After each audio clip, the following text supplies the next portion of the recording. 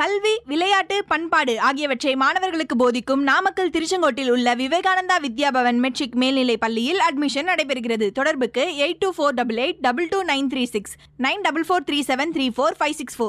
அண்ணன் திரு ஸ்டாலினும் தம்பி திரு ராகுலும் ஒன்றாக நேற்று கோவையில் பிரச்சாரத்தில் ஈடுபட்டிருக்கிறார்கள். மக்களை கவர்ந்தது மாதிரி தெரியுது. சமூக வலைதளங்களில் வரக்கூடிய அதற்கான வரவேற்பு மக்களை கவர்ந்தது மாதிரி தெரியுது. அதாவது அண்ணன் திரு ஸ்டாலின் அவர்களும் மூத்த அண்ணன் சொல்லல, மூத்த அண்ணன் சொன்னார். யாரையுமே அண்ணன்னு சொல்ல மாட்டேனா? யாரையுமே சொல்ல மாட்டேன். இப்ப இந்த அரசியல் மேடைக்காக சொல்லல, ஆனா என்னுடைய மூத்த அண்ணன் அப்படின்னு சொல்லி சொன்னாரு. உண்மையிலே நட்பு ரீதியாக அது பாராட்டுதற்குரியதுதான். ஏற்கனவே போதும்பா, நீங்க 2 பேரும் நட்பு இருந்து கூடா நட்பு கேடாய் முடிஞ்சதெல்லாம் மறந்துட்டீங்களா? அதே மாதிரி நீங்க 2 பேரும் சேர்ந்து தானே ஈழத்தை அழிச்சு ஒழிச்சிங்க, அதெல்லாம் மக்கள் மறந்துட்டாங்கன்னு நினைக்கிறீங்களா? ஆனாலும் இது பேர் நடக்காம இருக்கிறதுக்கு இந்த நட்பு, இந்த அண்ணன் நட்பு, தம்பி நட்பு உதவுமான்ற நம்ம பொறுத்திருந்து பார்ப்போம். இது ஒண்ணு. இப்ப இந்த கவர்ந்தது யார்? இது இந்திய நாட்டினுடைய காபந்து அரசாங்கத்தினுடைய பிரதமர் இருக்கிறாரு. அவருக்கு அரசு இயந்திரங்கள், அரசு அதிகாரிகள் எல்லாம் ராயல் சல்யூட் அடிப்பாங்க. அதே மாதிரி தமிழ்நாட்டில் மாண்புமிகு முதலமைச்சர் திரு மு க ஸ்டாலின் அவர்கள் இருக்கிறாங்க. அரசு இயந்திரங்களும் அதிகாரிகளும் வழக்கம் போல எல்லாம் நடக்கும். ஆனால் முன்னாள் முதலமைச்சர் மாண்புமிகு எதிர்க்கட்சி தலைவர் அவர்கள் தான் ஒரு இயல்பான ஒரு பேச்சாக நாம் பார்க்கிறேன்.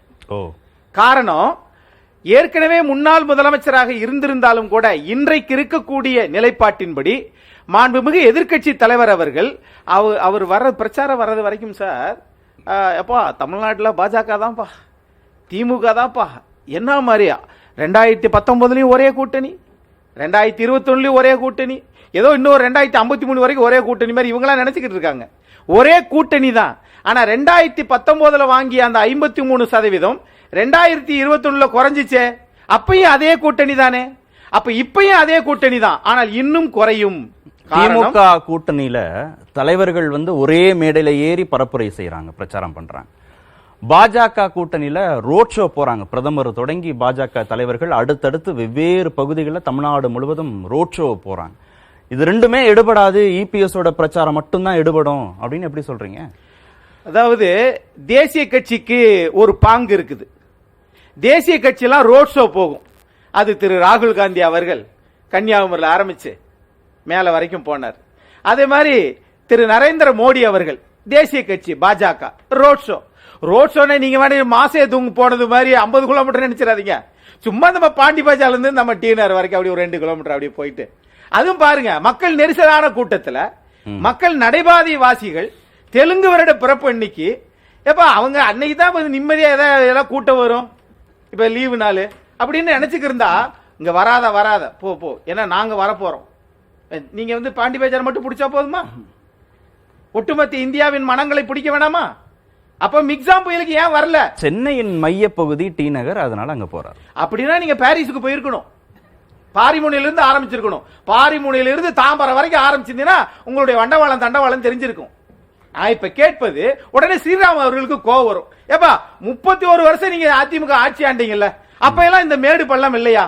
அதுக்கு தான் பின்னாடி கேட்க போற ஸ்ரீராமுக்கு இப்ப பதில் சொல்லிடுறேன். ஸ்ரீராம் சார் சிரிக்காம தான் இருக்கார், அவர் கோவத்தோட தான் இருக்கார் போல இருக்கு. அவங்க சிரிக்க மாட்டாங்க சார். கேப்போம். ஆனா சார் சிறபுஞ்சியில ஒரு வருஷம் பூரா நிறைய பெய்யுற மழை, காயல்பட்டியில ஒரு நாளில 96 சென்டிமீட்டர் பெஞ்சிச்சு. அப்ப பேருன்னு அறிவிக்க மாட்டோம், நாங்க பணம் தர மாட்டோம். அதுக்கு உண்மைதான், நிதியமைச்சர்கிட்டே காசு இல்ல, எப்படி காசு கொடுப்பாங்க? ஆகையினால இப்போ திரு எடப்பாடி பழனிசாமி அவர்கள் பிரச்சாரத்துக்கு வந்ததற்கு பிறகு ஒவ்வொரு தொகுதியிலும் திரு ஸ்டாலின் அவர்கள் மாதிரி ஒரே தொகுதியிலே பேசுறது எல்லா தொகுதியிலும் பேசல.